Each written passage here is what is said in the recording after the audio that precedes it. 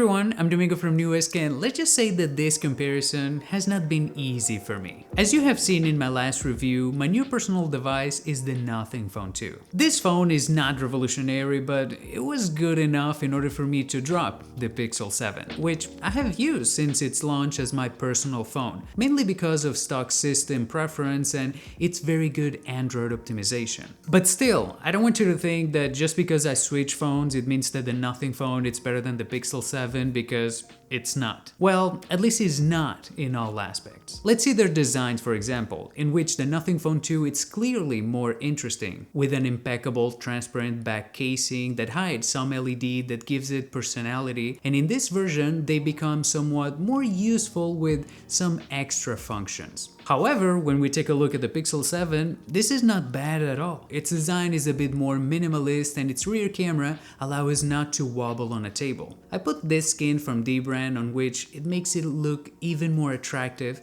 and being thinner, it holds better in the hands. Not to mention that it does have water resistance. With that said, if you want the most comfortable and useful, go for the Pixel 7. If you want the most different and innovative, well, the Nothing Phone 2. This dichotomy between the two will continue through the comparison, although there's some aspects where we can find a clear winner. Let's see how they do regarding the screen and the sound. The Pixel 7 has a smaller screen and a 90Hz refresh rate, while the Nothing Phone 2 is larger, reaching 120Hz gaming, and outdoors it's also brighter, not to mention its more powerful speakers. In this sense, there's a clear victory for the Nothing side, but be aware because both of them have the same problem of green tints when you reduce the brightness of the screen. And just changing the subject to the performance, well, here there's something important to consider, and that is that in terms of system fluidity, the Pixel 7 is still a bit faster, as you can see in this speed test. But when it comes to running demanding apps or games like Genshin Impact, you will get much better results with the Nothing Phone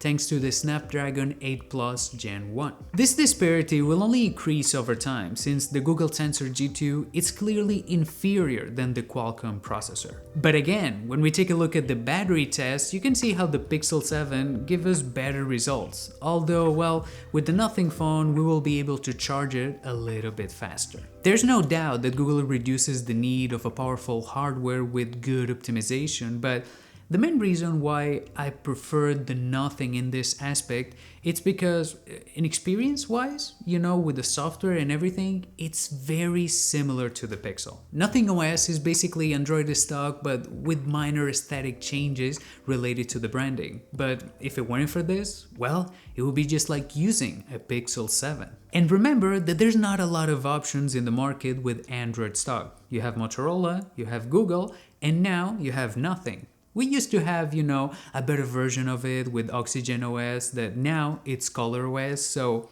this is a big plus. As for the cameras, you will think that the Pixel 7 will be far superior, but that's not the case. For the most part, the results are both very similar.